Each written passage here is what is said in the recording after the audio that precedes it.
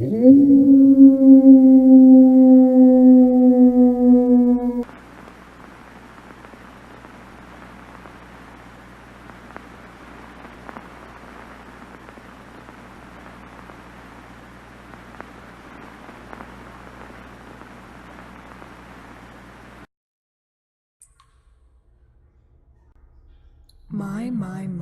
what have we here? Come here, boy. Step into the light so that I may look upon you. A bit scrawny, are you not? Do they not feed you properly from where you come? Is there a pestilence of inadequacy sweeping across your homeland? Oh my, 1,000 pardons. Please forgive me, my tiny lord. I meant no disrespect. It is such a rare treat for me to have company to entertain. Given that you are such a fine specimen of manhood, I thought we could share in some friendly banter. So, weary traveler, would it be presumptuous of me to assume you've journeyed from afar to seek my counsel on matters of great importance? Were none of your sisters available? Or your mother not up to the task? No? What a pity. Oops. Again, forgive me, kind sir. I meant no insult. Surely you can see this is all in good fun. Is it such a terrible sin for friends to jest amongst themselves? Oh my, such a serious little man you are. Very well, on to the matters at hand. I am guessing you have come before me because you desire something, am I right? You need something that you cannot possibly do without. You covet something so special and unique only I can provide it. Does that sound about right? So, what has left you with such emptiness that would tempt you to enter this den of serpents? Tell me, good sir, what is your pleasure?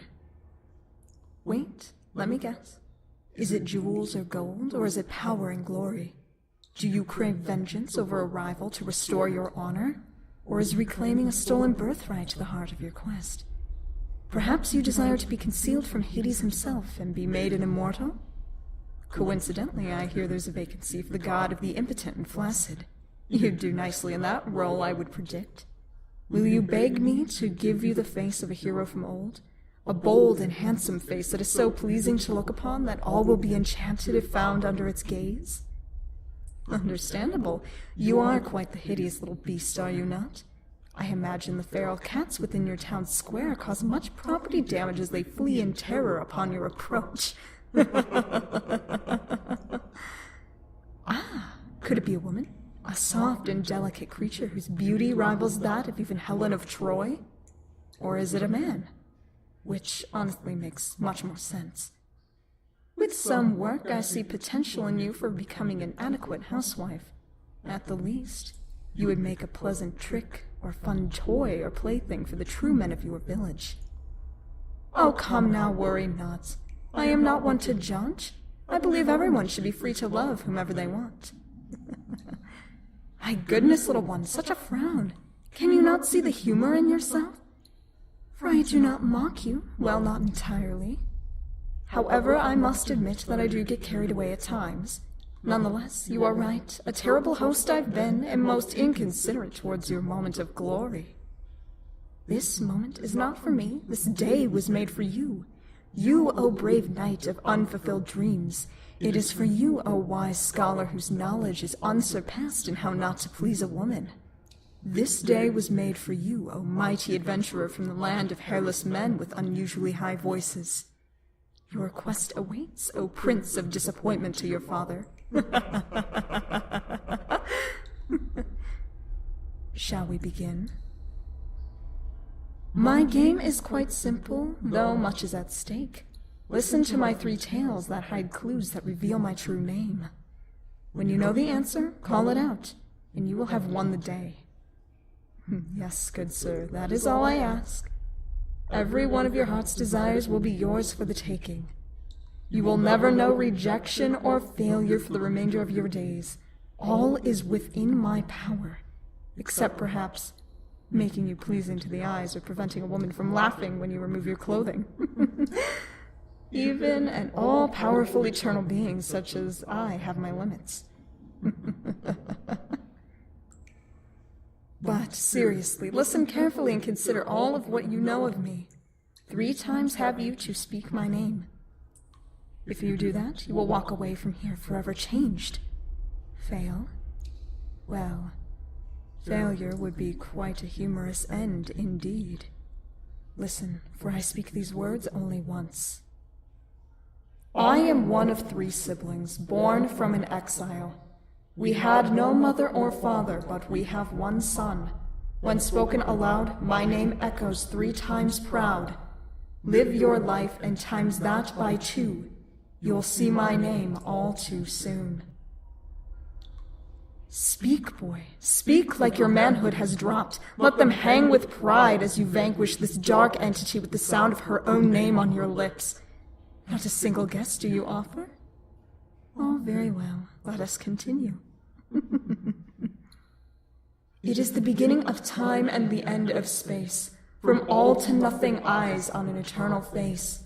Round and round, never to stop, over and out, then back to the top. Do it again and break it in half.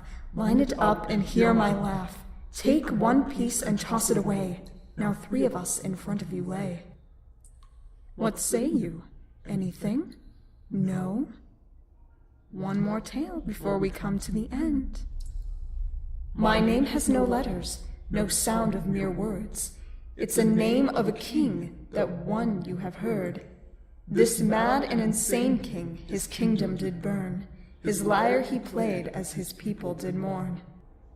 Now this is truly my favorite part, the dull stare of a cow and the look of a fool you show.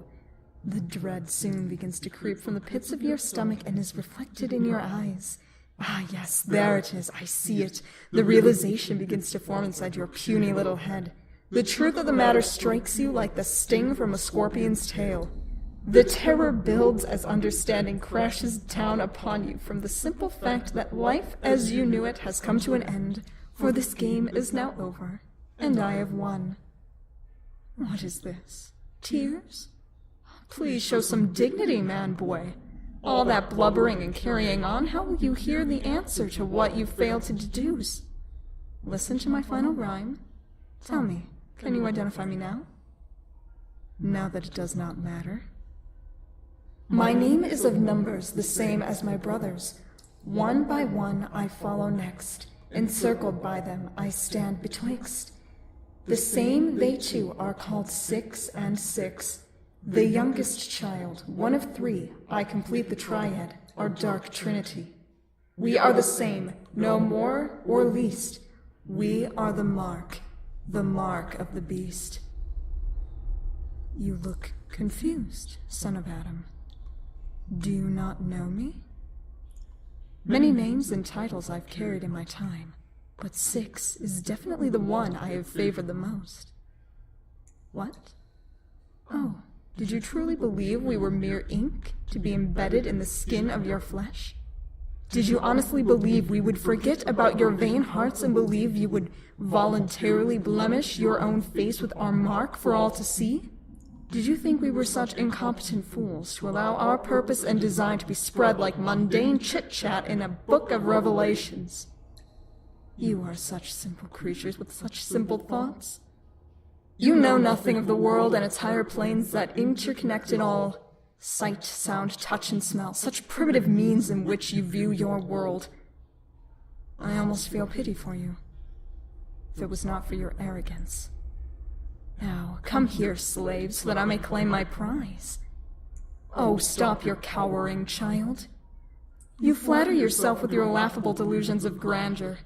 I would not waste my exertions on the likes of you merely to dance on your innards and bathe in your blood, or whatever nonsense you've conjured in your head. That is so 12th century. Hear me clearly, for I bestow valuable insight that will prevent future misunderstandings between you and I.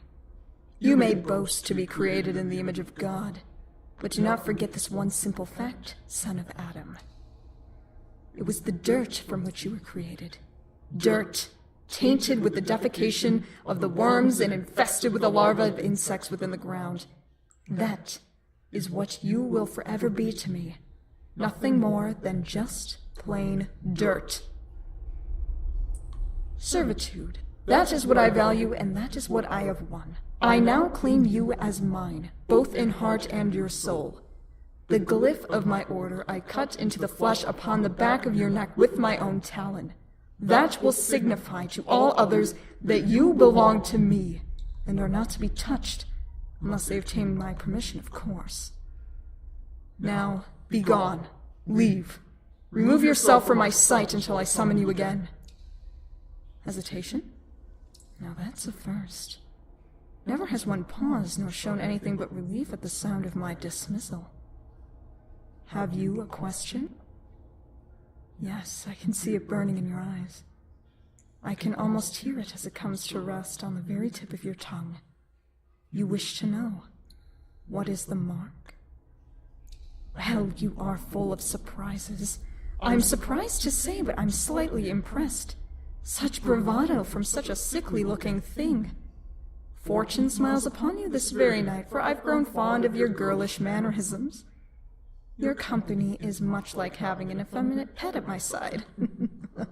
I will excuse this insolence. Just this once. However, reluctantly, I cannot grant such a request. What you ask cannot be known. It's forbidden, even though it devours me from within to shout it out loud. Oh, it's maddening, for I hold such a glorious secret. It's the greatest of deceptions and the finest joke I've ever told. I do love a good joke, as you can tell. Sadly, I'm bound to silence by forces so wicked and cruel. Even I shudder at the mere possibility of earning their disapproving eye. Unlike me, they are far less forgiving and have no sense of humor that I can detect. Be that as it may, I am not permitted to reveal to you the nature of the mark. However, I will tell you this. The number of man is not what you think. The mark of the beast is not a physical mark. It is a mark of the spirit, a mark of the soul, not seen by the naked eye. Our brand is a spiritual mark and a symbol of actions and deeds, symbolized by the mark upon the right hand. It is also a symbol of thought and belief, symbolized by the mark upon your forehead. Oh, it fills me with convulsions of uncontrollable laughter that can overcome me for hours. Often I fail to contain it, much to the disapproval of my brothers. Oh, how I yearn to announce it to all. More than anything and above all else, I want to be the one who tells mankind this. It is already too late. The mark of the beast has arrived and is amongst you. Despite all your caution and all your prayers, chances are you have already taken it by your free will. It secretly rests upon your right hand and sits upon your head. It clearly announces your damnation, and you don't even know it yet.